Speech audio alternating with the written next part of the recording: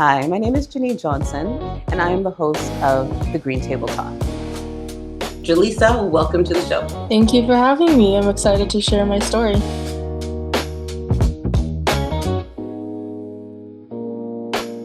You donated your liver, Ian, to Jessica. Like, I listed everything and he just turned and looked at me and was like, okay. Continue doing you, continue raising awareness, continue to make everybody feel good and feel comfortable speaking out for themselves. Welcome to the Green Table Talk. I am your host, Janine Johnson. Today, I have the pleasure of revisiting my friend Caroline. Caroline, welcome again to the show. Thank you so very much. It's a pleasure to see you. Yes, you look good, girl. Looking good. I would say the same about you. The last time we saw each other was in 2021. That's the last time. Lots of change. You look so fabulous. Thank you for having me. Thank you so much for having me. Well, to be fair, I'm just trying to keep up with you. So let's just put that out there. If we're being honest, just trying to keep up with you. So we're supporting each other. Exactly. So this episode is titled, Where Are They Now? So I'm just revisiting some guests that I've had previously, and you are one of my favorites. So I had to revisit and see what's been going on in your life since the last time we spoke. We discussed your liver transplant at that time. And so I just wanted to revisit, see how things have been going. How's life after transplant? What you've been doing? And, I know you've been doing some traveling. So let us know. Give us the tea. Tell us. Oh, okay. So life after transplant has been amazing, to say the least. Despite my challenges that I had with my transplant, things have been great. I'm blessed to really have gone through that journey and taking on new journeys right now. So that's the bulk of what's been happening. Excellent. That's good. I'm glad to hear you feel like you've been blessed, which is a blessing in itself, which is good. Have you been doing any traveling? Because I know you said you want to do some traveling. Yes, after I have so much updates for you. I don't even know where to begin. Like, this has just been a whirlwind of a life for me. I think we had our interview in 2021. So in 2022, you had no knowledge of it. But actually, I was diagnosed in 2022 with lymphoma. Oh my goodness, cancer. Yes. After transplant. Right after transplant. I had my transplant in July. And like I mentioned before, it was just a very difficult transition for me. Like, I was back in and out of the hospital after transplant about 5 times. And then after that, like, I returned to work in January of 2022. And when I went to work in January 22, I kept having these massive headaches and I couldn't figure out what was happening. I was hospitalized like 3 or 4 times, between January and I'm going to say March. I was hospitalized 3 times. It's almost like once a month I get these massive headaches where I couldn't hold my head up. I couldn't do anything. I do have a child. At the time, she's now almost 12. So at the time she was 9 going on 10. So I couldn't even provide care for her. I was so sick. Like, my friend, she lives just across the street from me.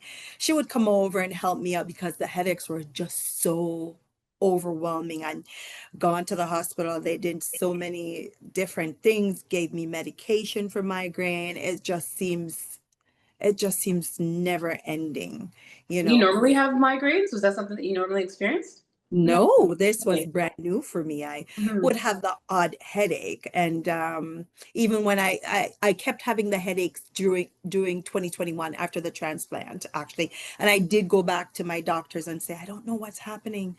I have these massive headaches, and they're like trying to figure out, they're like, okay, they're migraines. And so, okay, they were treating it as migraines. And then I went to my local hospital here. One point, I was admitted and they were running a series of tests. They couldn't figure out what was happening. I didn't know what was happening. I was just thinking, okay, this is just migraine. And the medication, I take Tylenol. They said not to take Advil, but the only thing that worked for me was Advil and a Tylenol. And that gave me some reprieve. So I kept going and going. And then I was scheduled actually in May to have an hernia repair. So on top of that, I had my transplant and then I had the hernia to repair. So I went to see my doctor in Toronto. And I said to the doctor that day when I went there, I wasn't well at all. I'm like, oh my God, I can't even keep myself up. I'm so sick. I just don't. And so he said to go down to the emergency room, which I did. Mhm. And then they did CT scan, they did MRI, and then I was by myself. And then the doctor came in and said to me that you have cancer. I'm like, what? Oh, and you're hearing this by yourself I for the was there first time. for the first time, and I'm like, oh my God. I said, I just paused for a bit and I'm like, what? I said, Mhm. anyway, what do you mean? He said, you have lymphoma. And Wow. I'm like, I was just shocked. Hmm. To say the least. I couldn't believe after I had the transplant. No, it's not even a year that has passed, and I was diagnosed with this lymphoma. And Oh. so they decided to keep me in the hospital that day. Now, does cancer run in your family? You have family members with cancer, or I do. I had my aunt, but not that type, not lymphoma. It okay. was my aunt had I had one aunt that passed away from breast cancer. Hmm. And I had an aunt that had ovarian cancer. They Okay. both passed away from cancer, but not lymphoma or anything. So it's just all your lymph nodes are Mm. enlarged and they had cancer cells in them that were active cancer cells. So this was brand new to me. I didn't know what they're talking about. I'm like, okay, so I have lymphoma. Do I need to call someone? Yeah. Hmm. And So they're I just, keeping you too. Like you go in for one yeah. thing, and now they're saying we're going to keep you because, wow. And I Not for the thought, hernia repair, not for the, yeah. remember, that's what I went for, to go schedule my hernia repair and just to do a full checkup to see if I Mhm. can have my hernia repair. But they kept me in the hospital and they kind of ran a few more tests and they said, okay, you do have lymphoma cancer, and then we're going to have to refer you to the cancer clinic, which is Princess Margaret Hospital. I So thought you were traveling. I thought you were out living the life, checking off your bucket list, and here you are, transplant, hernia repair, and cancer. yes, yes. Wow. That was Wow. scary. But you know what? I must say that the cancer scare didn't stop me because I felt Hmm. like, you know what? If God took me through too, remember, I got a liver transplant from a anonymous donor, and that was a live donor. So I'm like, oh, psh, piece of cake. God's gonna take me through this, right? So I don't know. I just felt that it's something that's going to be I was able to resolve. And you know, it wasn't because with lymphoma, it's not like they can grade it to a stage, right? Because they have the Hmm. Hodgkin's and the non-Hodgkin's Hmm. lymphoma, so it's not like at a stage, right? So they said, okay, you know what, we're going to get you in to have some chemotherapy right away, like not that same day, but they Hmm. said they're going to have me actually, you know what, I made an error. When I went to the doctor, it was in end of March because I was supposed to have the hernia repair in May. I did say that I went to the hospital in May. It was in March March. because Okay. so they said they are gonna get me all the workups and everything so I can start the chemotherapy. So after I was discharged from the hospital, I think I stayed there for like about 3 days. I was discharged. I told my family, you know, everybody's up in arms because again, just had my liver transplant, didn't fully really recover. I went Mhm. back to work, and now I have this lymphoma thing. So they made the referral to Princess Margaret Hospital, and in April of 2022, I started chemotherapy. Wow. And how long was chemo? Chemo was for a full year. I had chemo Okay. for a year. My first time I was there for about 4 hours because the Hmm. first treatment is the longest treatment. And then I go back once every other week to Princess Margaret Hospital in Toronto. And Okay. so one of the things like that started the lymphoma how I got the lymphoma after going to Princess Margaret, talking to the doctor, Dr. Crump. Shout out to Dr. Crump. um, you know, they explained everything to me that it appears that one of the medication that I was taking Mm-hmm. as my anti-rejection drug was the reason why I had the lymphoma. Can you imagine that? Wait a second, hold on. So the medication that you took for the transplant to help protect the transplant, keep you healthy, keep you alive, is giving you cancer. That's correct. Wow. So wait, what's going through your mind when you're hearing this? You're taking these meds every day, and it's And a large quantity of it oh too. my goodness. They start you on a high dosage and then they Mm-hmm. uh you slowly go down from what I was taking. And so they told me stop taking that medication immediately. Mm-hmm. Actually, when I was in the hospital for 3 days, they said stop taking it. Like they stopped it right away. While I was in the hospital, right away they said get off that med. And Mm-hmm. so I stopped taking it. Was on 2 anti-rejection. So one, I don't know if they knew that it had that effect. I don't know Mm-hmm. what the side effects, but they said stop taking it. So they put you on something else to replace it though. No, I Oh, had they no didn't put you on anything. replacement. I was on 2 already, 2 anti-rejection, so they stopped 1. So they just kept you on one and that's it. So they kept me on Prograf. I can name it because I'm still taking Wow. Prograf today. Yeah. Still using the Prograf. So the one that I was on, they said discontinue use, Mm-hmm. destroy whatever you have at home, do not take it. And so I stopped taking it, started chemo, and I started chemo at Princess Margaret. So during chemo, I had my different people taking me back and forth to the hospital because you know when you have Mm-hmm. chemo, it's like you can't do anything. You're sick, you are weak, you're nauseous, you're vomiting. It's just I don't know. Kudos to people who have gone through cancer and that are survivors. Yes. And kudos to those people because listen, they are strong because Mm-hmm. cancer meds are no joke. Yeah. They help you, right? They So help like, you. so tell me more about this. So your cancer treatment, you said the first session is the longest one. So Yes. going forward, like you said that you're tired, etc. So going forward, is it just like a reduce? So now they reduced it over time, over the year. Yes, they reduced it over time. So for the first month or two, I went Mhm. once a week. Once a week. The first one was 4 hours. Okay. And after that, it was once a week. And then by the time I got to around October, it Hmm. was once a month. Okay. So that's First, it good. went to once a week. Then it went to once every 2 weeks. Okay. Then it went to once a month just for maintenance and stuff like that. Okay. So it's typically the cancer med was not something oral, it was Hmm. IV. You go to the Gotcha. hospital, you sit in the cancer center, you sit, you read a book, it's for like 2 hours, you sit Hmm. there, you take your IV, and then you have someone pick you up because you can't really, you're weak, Not too much. Yeah. you're tired, you're drained. So I would normally get there on my own and then someone would pick me up in the afternoon. I solicited church sisters, Yes. my sisters, Hmm.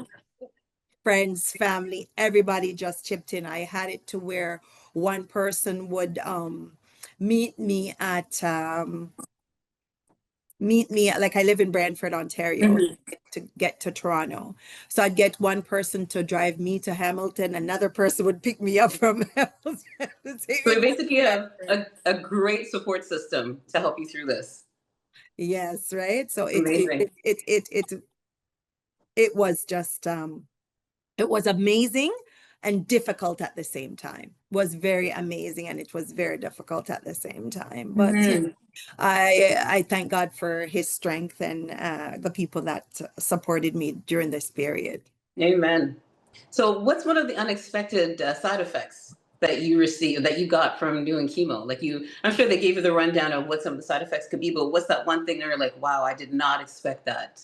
I did not expect. Okay, so one of the things that I found for me, I'm not sure it's the same for everyone, is once I had the the treatment, I was a little bit nauseous. I Mhm. felt like my legs were noodles, and I felt a little bit of a disorientation. I felt disoriented, like I didn't know myself, to be honest with you. I think my Yeah. body went through so much that it really took a toll on me. Like sometimes I like had a bit of a brain fog. I'd forget things, like I'd forget people's name. They're right in front of me and I would forget their name. I know it, or I think of a word that I want to say and I don't. It's like I don't know the word. So that was something that was really unexpected. The brain fog was incredible. Mhm. Another thing that happened, like I found after chemo, though I'm weak, on the like maybe the third day is when the sickness really came on. I don't know if by that time the chemo is working in your body. It's like it's flushing out, the toxins are being flushed out. So the nausea was incredible, the vomiting was incredible, it was just, I don't know, I can't even make the comparison between the pain that I felt when I was going through my transplant journey. This wasn't painful. It was more the nausea that really got me, and the vomiting and the inability to help yourself, right? That, Mhm. and again, remember, I have a young child. I'm a single parent, so having to balance that young child and being a single parent, trying to balance that, getting my mom, my neighbors, my friends to come and help me out. So the one thing, to answer your question, the one thing was the brain fog. That was Mhm. incredible. Yeah. Wow. So now you went through the chemo, you came through the other side, you're glowing. Tell me what life is like now. You did the hernia repair as well. I did the hernia repair just this year. This year, okay. Wow. Just this It's year, I almost did. like surgery or something every year since I the swear, transplant. something every single year. But I must say that during my journey for chemo, I did travel You throughout that. did. Yeah, I went to my daughter. I took my child. We went to Hawaii Nice. to go visit my cousin, and we were in Hawaii for 2 weeks. It was glorious. It was magnificent. I'm thinking, any surgery that you have, you got to go to Hawaii. You feel like I felt like a brand new woman when I went to Hawaii. Like I didn't feel sick. No, like I did not have any complaints. The food, everything was just tremendous. So that was one of the perks during chemo. Although I was doing chemo, by that time I was doing it once a month. I scheduled my trip around my chemo and went away and had a good time. So That's nice. that was That's nice. incredible. That's beautiful. And it looks like you're having fun. We see some of the pictures up on the screen right now. Looks like you're having fun. As always, you look beautiful and you're glowing. Like nothing has happened. You're just Yeah, healthy and strong and I'm you're just healthy and strong and just trying to, just say, what, no matter what you're going through, God will see you through. He'll stand by you. I Mhm. mean, he's my rock. He's my strength. My family has supported me tremendously throughout this journey. Even this year when I had my hernia repair, again, I don't know, for some strange reason, I think the test of strength is Mm. up. I was going in for this hernia surgery. It was just supposed to be laparoscopic surgery. When I got to the hospital, they told me that it's not laparoscopic. Like they So had they're putting you out. They're knocking you out. knocked me right out. And that because it was a lateral umbilical hernia that they had to operate. So they went over some of the same scars that I had from my transplant. So that Mhm. again was incredible. I was, oh God, I don't know. I hope I never get sick again. Oh my goodness. I was Wow. so sick. I was shocked that, because most people you talk to, they had their hernia surgery, they're fine. And for me, it was just so challenging because I was sick for like 2 weeks straight. I just couldn't recover from that surgery. So it's been a journey, to say the least. Yes. My life has, you like, someone asked me at church to give my testimony, and I gave the testimony about the liver transplant, and everybody was saying, "Yay, great!" And then started talking about my cancer. That everybody's face just dropped. That like throws everybody for a loop. Everyone. It's like, she's got the transplant, she's good. Live your life. You know what I mean? But then now you're wow, that's a lot. That's a lot. Yes. So Wow. So after all that surgery, like you talked about, I've been traveling. I went to Hawaii, I went to Atlanta, I went to Florida, I went to Panama.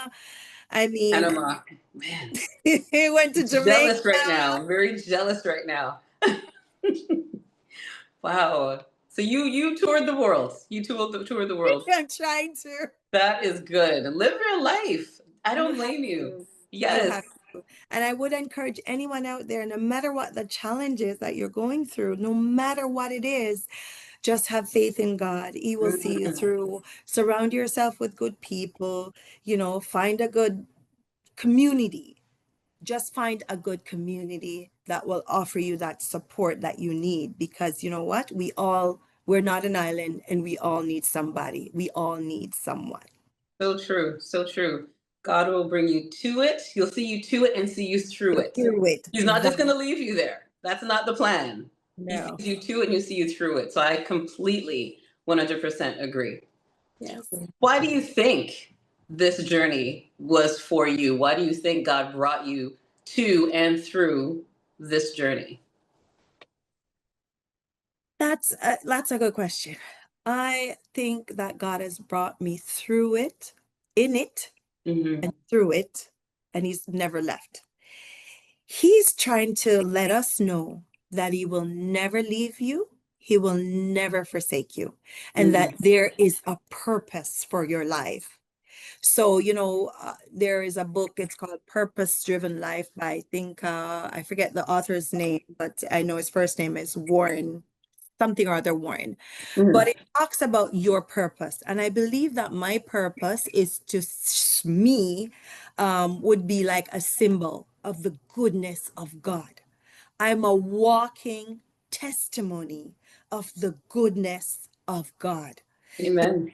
So never worry. It's like the idea of when Jesus was in the boat on the water with Peter, and he said, and Peter, God was outside of the boat walking, and he told Peter, "Come to me."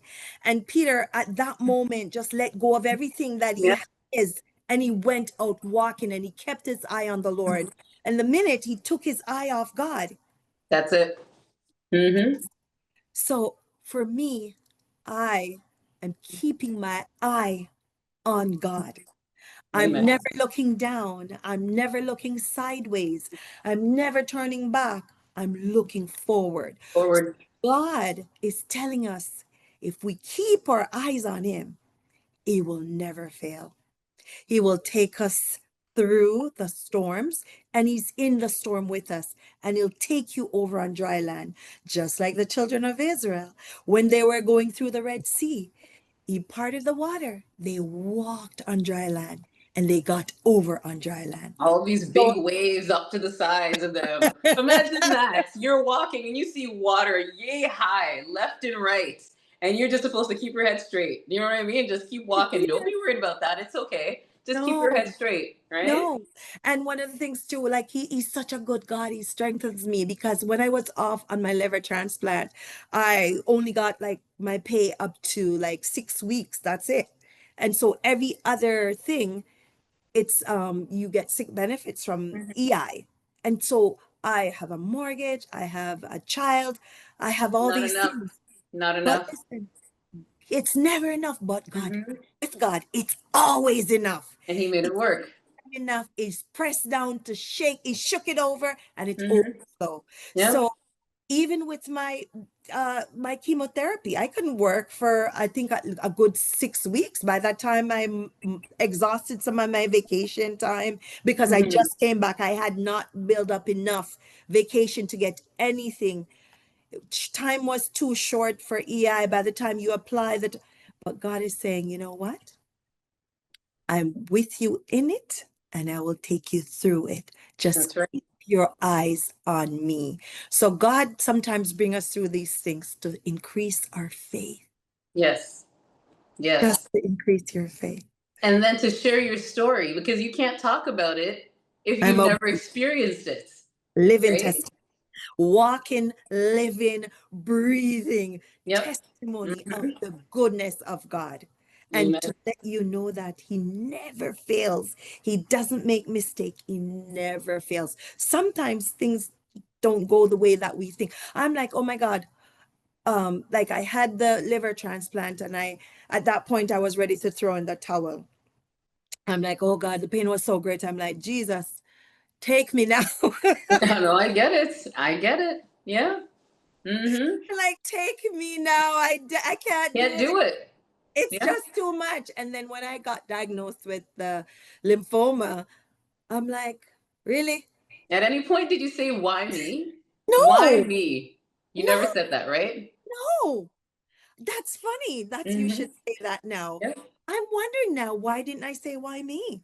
Because why not you? Why That's what not I realized. me? Why not me? What Somebody makes else. me so special that I can't have a kidney failure? What makes me so special that I should be exempt from getting lupus?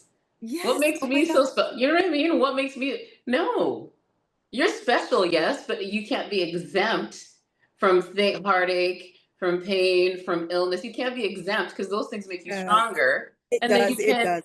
tell your story. You can't share with anybody else if you haven't been through it, Hmm. right? So And I've that's always said that. so true. And that's why I'm saying I'm a walking miracle.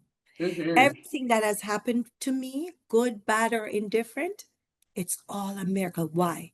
I'm still standing. Amen. You are. I'm Yeah. still standing. I'm still standing to give praise to his name. I'm still standing to give testimony to people. They ask, well, like I said, people ask me to give testimonies about my journey, and I'm not ashamed of it. I'm not ashamed of the gospel. I know that faith in God works. And that's what brought you here. Jesus, I know he exists. He lives. He does. He lives. And so that's the journey. I'm a testimony. Beautiful. I have nothing else to say. That's it. Episode's done. That's it. You summed it up perfectly, Caroline. You summed it up perfectly. I couldn't say it better. That is the perfect way to sum everything up. Why Yes, you? No, not why you. Why not you? And this is the reason why. This is yes, the reason why. Like you said, you're a living testimony. You can live it. tell your story, you can share your story, you can make a difference. You can show Yeah. people that yes, you too can make it through this. You Hmm. too can make it through this, right? And you know what? You don't have to feel like, oh my God, my life is over. I'm not worthy. I can't have a relationship. I can't work. I can't do this. I can do that. Mhm. Because oftentimes, one of the questions that most of the times, even when I go back to the Toronto General for my checkups or even Princess Margaret Hospital, one of the questions that they ask all the time, and they're like, oh, and you're still working? I'm like, okay. If What? I don't work, who's paying my bills? Yes, I'm working. Why wouldn't I? Right? Like, Mm-hmm. I said, Dr. Crump, do you keep asking me that? Of course I have to work. There's nothing wrong with me. Mm-hmm. I have to work. Exactly. Was then, this is now. I have to, Yes. Yes. the Bible talks about this too shall pass. That came Mm-hmm. to pass, and this is where I am at right now. So, Exactly. And then other thing I used to get a lot too is you don't even look sick. You don't look sick yeah, at all. Well, no, I yeah, was sick. At this point in time, I'm not sick. I was sick, but now yes, I'm healed. So this is the healed exactly. version. This is what you're seeing, the healed me, right? And that's the So, thing too, because if you looked at some of my pictures when I did the liver transplant, you couldn't recognize me. mm, You couldn't recognize me. You could not recognize me.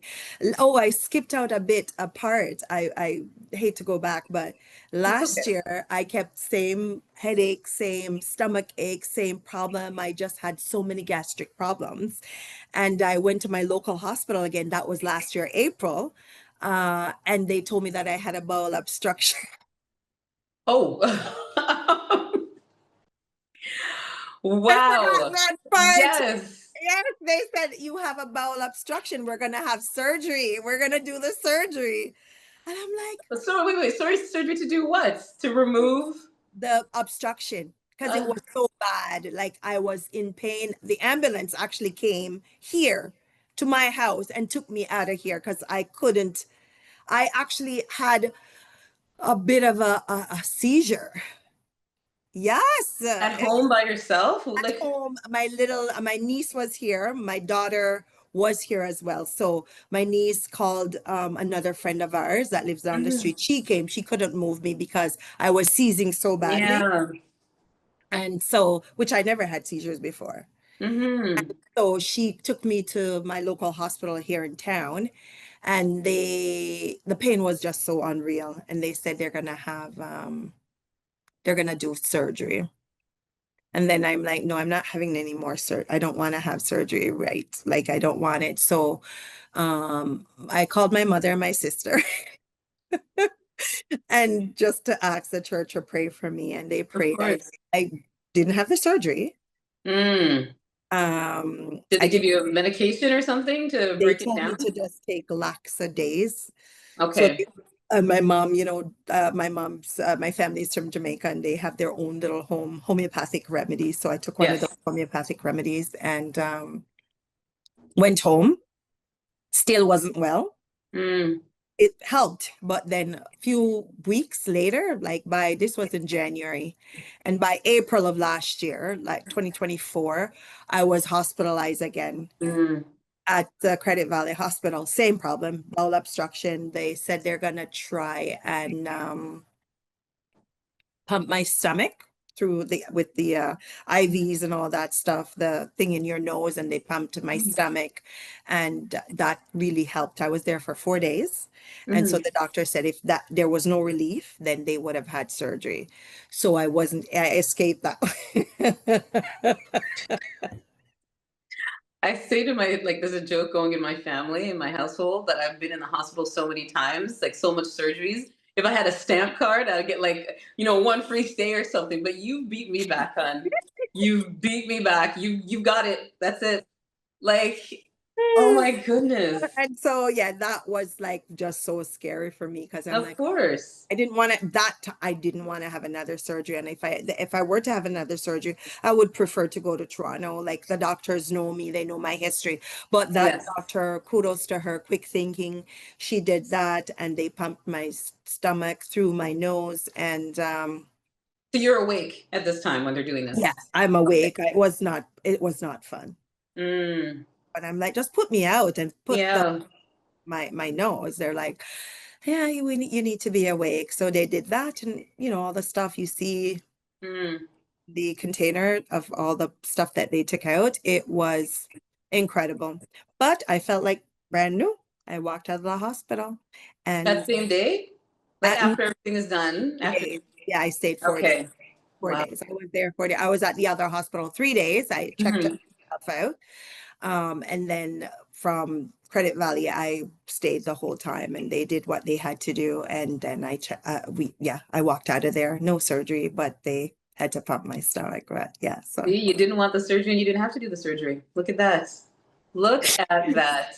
oh, Hmm. it's just incredible. My story, now saying it out loud, it sounds incredible, but when you're in that moment, you don't feel that You're incredible. not thinking, yeah, you're not thinking that at all. After the fact, yes. Sounds like Yeah, a book to me. Sounds book worthy. Because that is a journey. it That is is. a life journey. It is a Wow. journey. And I give thanks for the journey.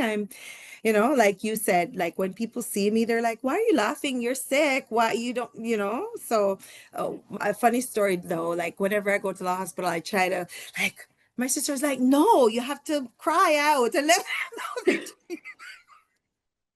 No, this is how you feel. This is you, right? And yeah, so, I give thanks. I give thanks Mhm. to the family, my family, friends that continues to support me. Beautiful, beautiful. Support system is very important. It So is. now, what is the rest of your plans? And like now that you've been through all of this, what is the rest of your plans? What would you like to do? Well, first I'd like to get married. Okay, yes, that sounds good. Is there a prospective person? Not No. even. Okay, so we got to find you a man. We'll pray on it, okay? That Yes, sounds good. that's important. That's the next important big thing, right? To find. Excellent. Okay. But I know, like one of the things unfortunately, I don't know how to swim. Mm. Yeah, so it sounds simple, but I can maintain myself in the water. So I recently signed up to do swimming lessons. Yes, so I'm gonna learn to swim. My daughter, she goes to the YMCA for swimming, and they have adult classes. So I'm gonna I signed myself up. So I'm gonna learn to swim. That's good. We plan to this year. We went to Cuba. It was amazing. And then we're planning to go back to Hawaii this year and Mexico. So those are the Mhm. two things that I have planned for this year. And again, the future is bright because once we pray about it, I will get married. Yes, you will. And so the future is looking bright. So I'm praying that Excellent. my health is stable and I maintain this health for the rest of my life, that Excellent. God grants me whatever it is, the time that he gives me. And that's pretty much my plan. Keep working, keep serving God, and do some more traveling and do some self-care, like doing that swimming class. That's a beautiful, beautiful future. That's a beautiful future. And I'm just putting it out there, just something to think about. I love wedding planning. So if you need assistance Yes. to plan a destination wedding or something, Okay, you're it. thank you. I will be there. Just let me know the date, the time. I'll have to check out the man and make sure he's, up to our Well, we're standards. gonna we're gonna pray for him. So Okay. So then he will be perfect. And yeah, just call me. I am there. Love wedding planning. So I got you. okay, fantastic. Garden wedding. Yeah, we'll do a garden wedding. Beautiful. That's what I like. Sounds good. So look at me. That's what I like. Like I'm getting married. I like I like that you like it because it's gonna be good. Once you're planning it, it's gonna be good. It's gonna be Thank good. you. There you go. There you go. Caroline, it has been a pleasure as always to sit down and speak with you. I miss seeing your beautiful glowing face. You look amazing. I'm Thank you. glad you've been through it and you're here to share your story with everyone and inspire everyone. Thank you very much. Thank you. Well, thank you so much for having me. It's my pleasure to sit with you and your audience and share my story. And my hope is that it can encourage someone if they're feeling like they've gone through the hills and the valleys. Know that God is with you and you will come out on top. Always, always. That's tried and true. Always. Amen. Thank you very much, Caroline. And thank you, everyone, for watching. Take care and have a great day. See ya. Green table talk, hey.